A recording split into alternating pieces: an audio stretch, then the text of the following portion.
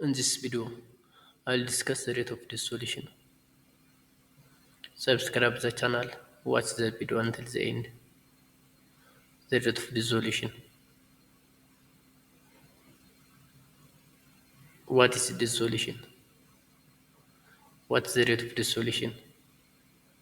This is the factor that affect the rate of dissolution. I'll answer this three questions. Dissolution is a process by which a solute dissolves in a solvent to form a solution.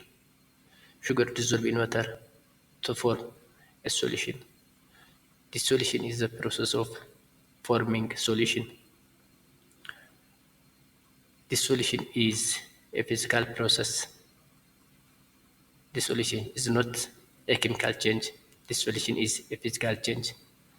The rate of dissolution means how fast a solute dissolves in a solvent to form a solution, or dissolution is the time taken when a solute dissolves in a solvent to form a solution. For example, the rate of dissolution of sugar in water is fast, but the rate of dissolution of sodium chloride in water is moderate.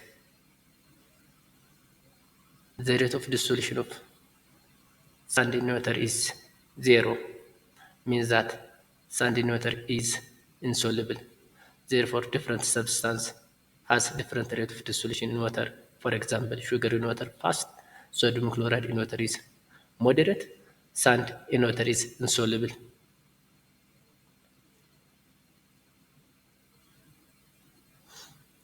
Now, factor affecting the rate of dissolution. The first factor that affects the rate of dissolution is interparticle force, also called intermolecular force. There are three types of interaction: solute-solute interaction, solvent-solvent interaction, solute-solvent interaction for the formation of solution. Now let us see this one. Solute.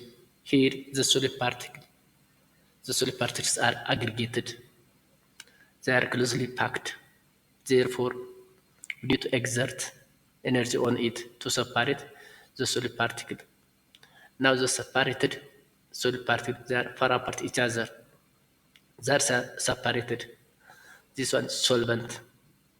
Here the solvent particle are aggregated, means that they are packed together. To separate the solvent particle here, we need to exert energy. And the separated particle here is they are far apart each other. The separated solid particle and the separated solvent particle, they attract each other, aggregate together, finally they form a solution. Solute-solute interaction plus solvent-solvent interaction greater than solute-solvent interaction, a solution cannot form. But strong solute-solvent interactions favor formation of a solution. Therefore, intermolecular force or interparticle force increase, rate of dissolution decrease, and they have inverse relationship. The second factor, surface area. Powdered sugar has large surface area, but cube sugar has a small surface area.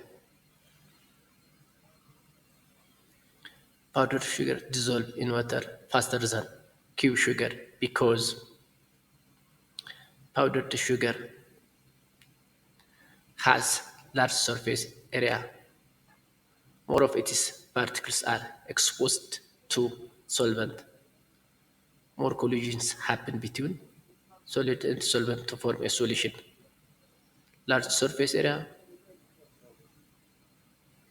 faster dissolution. A small surface area, the slower dissolution.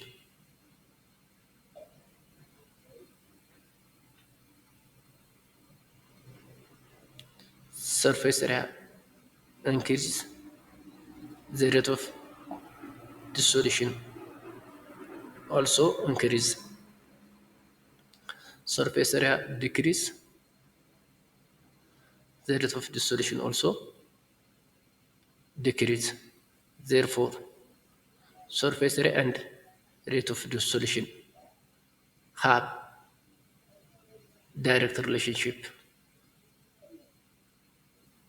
The third factor, temperature. Temperature increase, the rate of dissolution of both solid and liquid increase. For example, sugar dissolves faster in hot water than in cold water.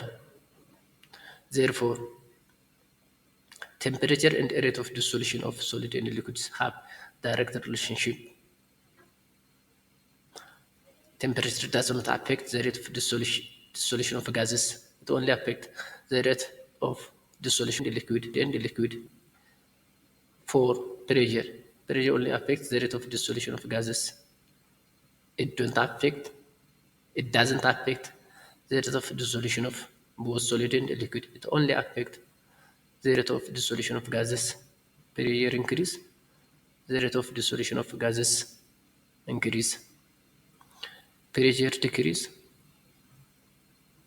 the rate of dissolution of gases decrease.